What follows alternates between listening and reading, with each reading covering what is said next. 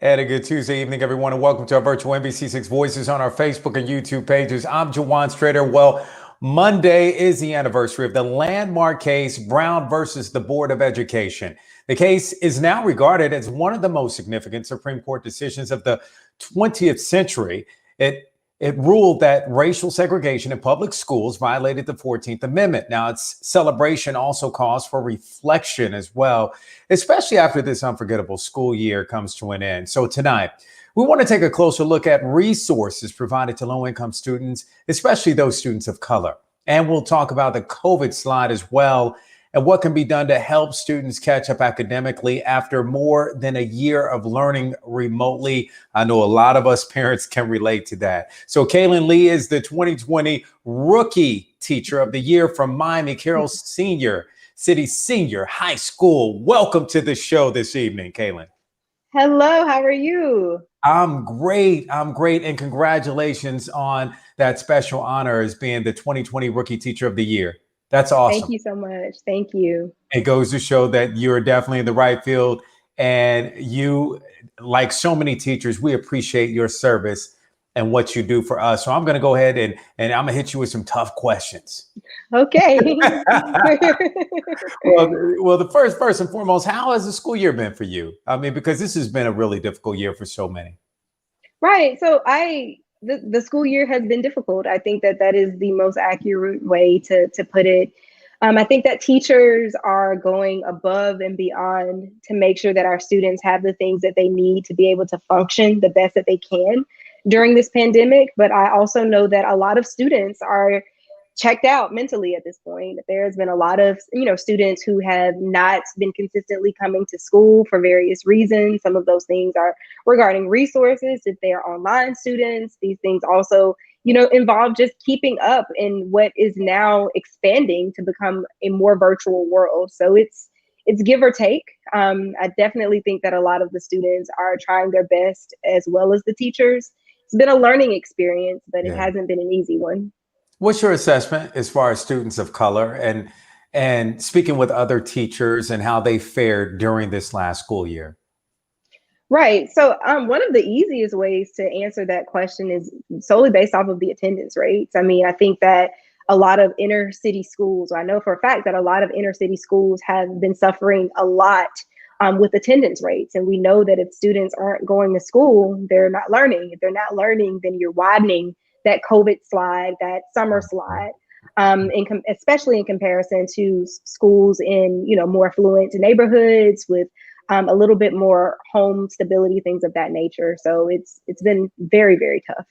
So you mentioned the COVID slide because a lot of teachers, a lot of school districts saw that COVID slide, especially here in South Florida. So what can parents do to help their children catch up?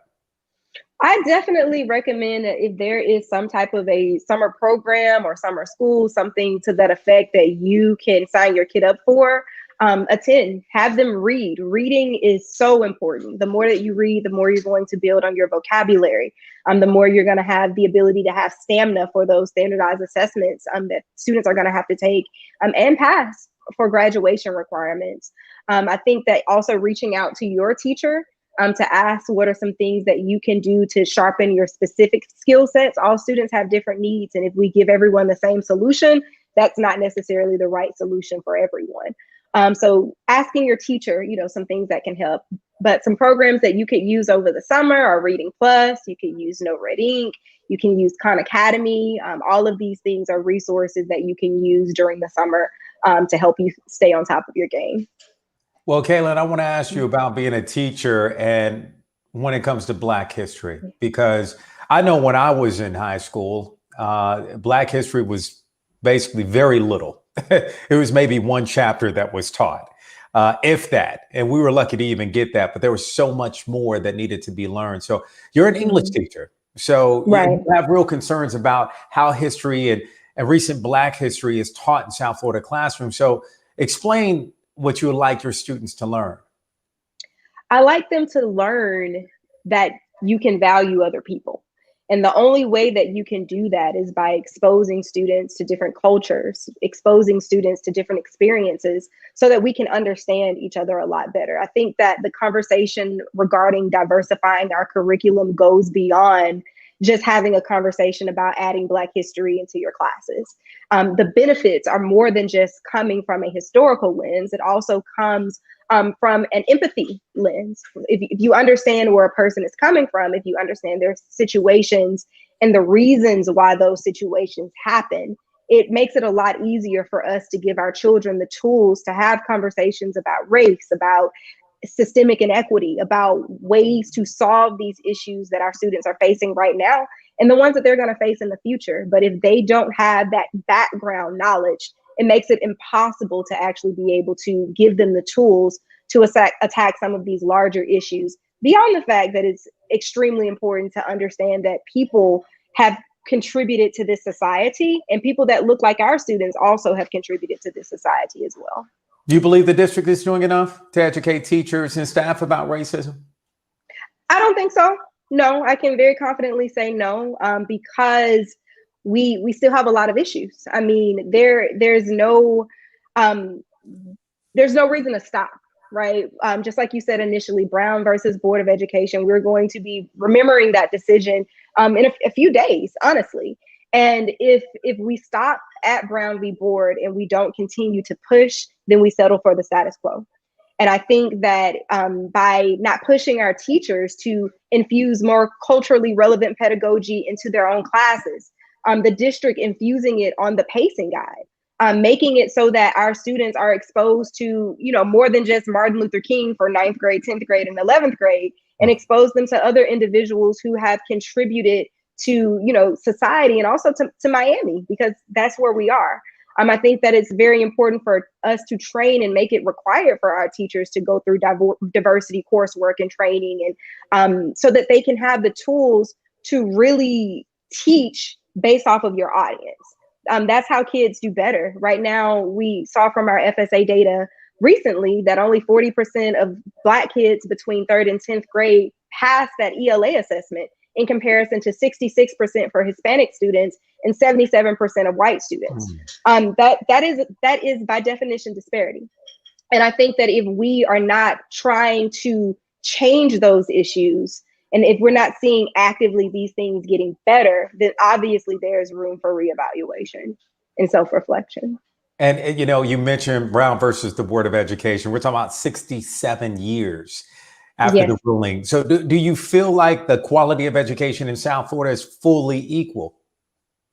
No. I think that that's the problem as well. I think that we are asking for things to be equal, right? But inherently, we need to be asking for equity. Just using an analogy, if one student needs, food for the day and another student needs food for the day, and you give both of those students something to eat, are you actually addressing the root of the issue? Did the student just forget their lunch money, or are they living in poverty?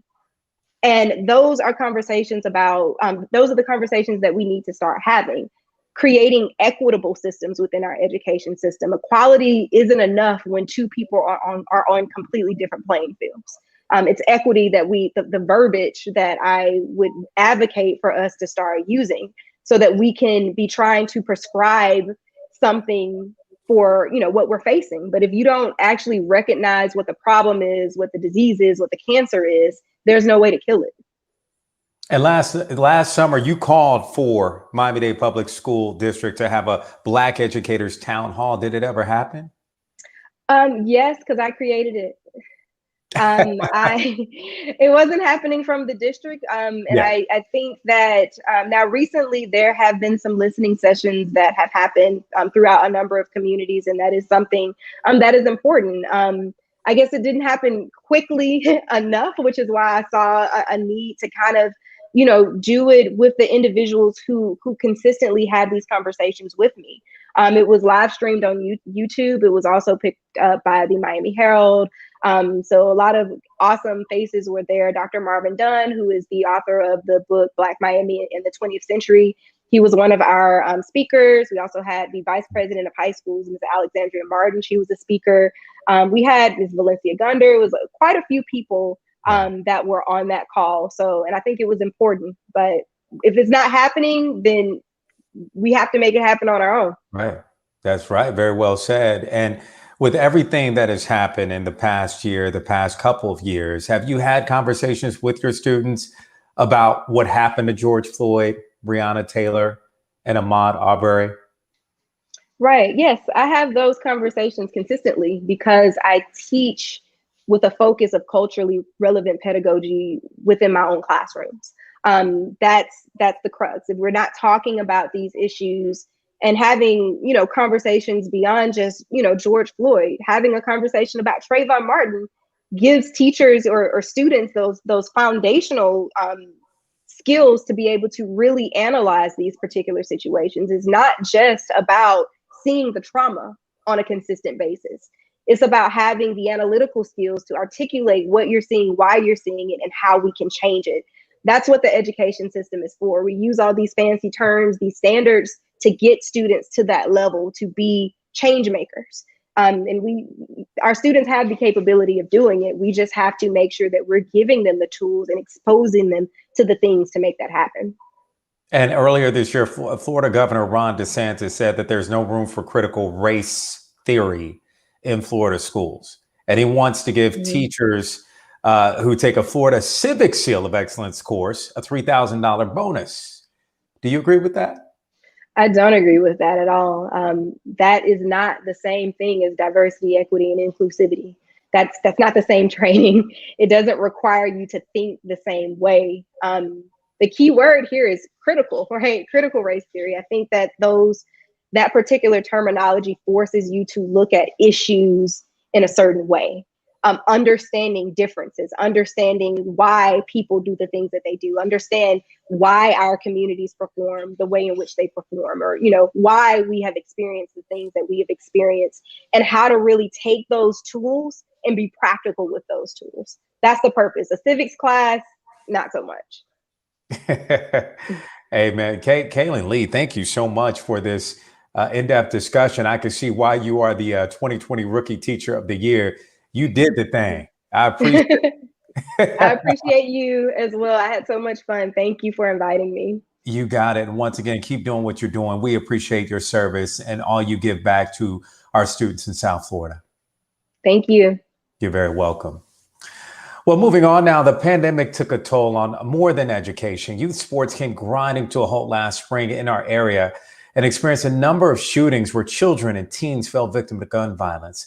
The Dwayne Starks Foundation is joining forces with Overtown Optimist Club to put on a co-ed triathlon to showcase the talents of young local athletes. And I want you to welcome Dwayne Starks to the show now. He is a University of Miami Canes player, also a Super Bowl great as well. Super Bowl 35. He does have a Super Bowl ring, ladies and gentlemen. And you see the Lombardi trophy right there over his shoulder, his right shoulder. He's pointing to it.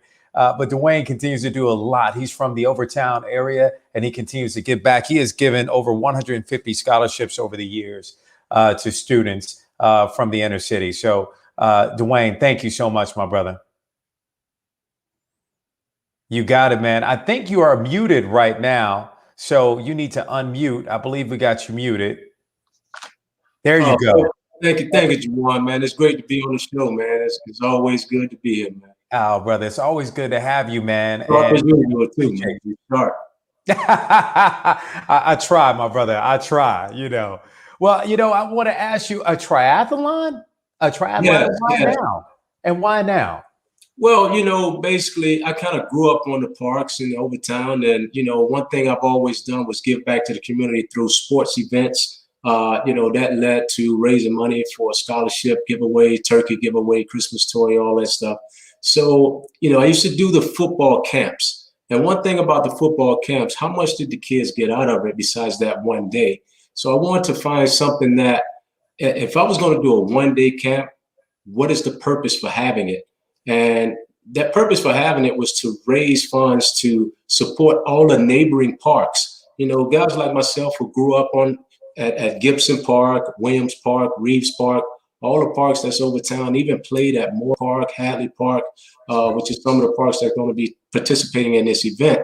It gives them hope. It inspires them to do more. And the funds is going to go towards their summer programs. That may be a computer course, something meaningful, something purposeful, and that can help them along the way in the long term, not just the football skill or basketball skill. But, those are the type of things that draws kids, brings that attention and gets them interested. So why now? We have so many things that's happened over the past year or two, where COVID, for one, gang violence is growing in our neighborhoods. And I want to get back where kids can have a safe haven to go. And for me, that safe haven was being involved in the local parks summer programs, not just running the streets doing anything. So this is an important program and an important event where the kids can come out from the different locations and they'll win scholarship. Well, some of the money will go towards scholarships, but most of this money will go towards definitely their summer programs. And who's participating in the triathlon, Dwayne? I have a lot of my friends coming out, celebrity friends. Alonzo Mourning, who's a big supporter of the community, he's going to be in attendance. Fred Taylor is going to be in attendance, who's a former running back for the Jacksonville Jaguars. I have Quentin Dunbar, who's an Overtown native in the beginning, and he's playing with the Seattle Seahawks. And Michael Vick. Michael Vick is one guy that's coming out to support a close friend of mine, Louis Oliver, Miami Dolphin, Vernon Carey. I mean, that's just to name a few. So we'll be out there having a great time, supporting the kids and, for a great cause. And you mentioned scholarships. So is there a prize, or is the prize scholarships? This particular event is 100% of the money is going towards the programs of their summer program. Rather that's the Optimus Club, rather they have a reading program in the summertime, something that the kids are involved. So that's going to be at the discretion of those local parks that are participating. Even some of the money, if they choose to, can go towards their Optimus programs, their cheerleading programs, so that the kids can stay involved. The main thing is to raise enough money. I know they may get money from the city or other grants, but being an avenue where they can grow their programs to get more kids involved and be able to facilitate, each and every kid out there. Is there an age limit as far as those that can participate? In this event, there's 9 to 14.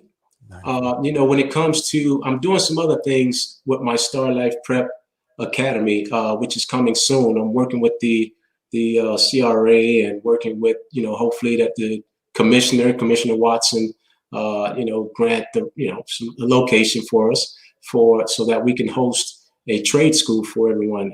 And those are for transitioning students. So the transitioning students aged from 16 to 26, giving them a second chance, giving them some hope, teaching them a trade, allowing them to play sports again and give themselves another chance to get to a junior college or another major college, because they're, missing out on some type of, their GPA or came short, but giving them another opportunity for that. So that's in the making. That's basically a feeder amongst the different programs that goes on. And you'll see that coming soon. And you said second chance, giving these students a second chance, these kids a second chance. But what many people don't know is that you had a second chance. Yes. I had a second chance. A lot of people don't know my story was not going straight to the University of Miami. I fell short on the SAT score for some particular reasons. But at the same time, I had to take the long route to junior college in Mississippi, a place that I've never been before. Landed on campus and it had one traffic light and 4 stop signs, and everything else was 30 minutes away. So, it was an adjustment, of course.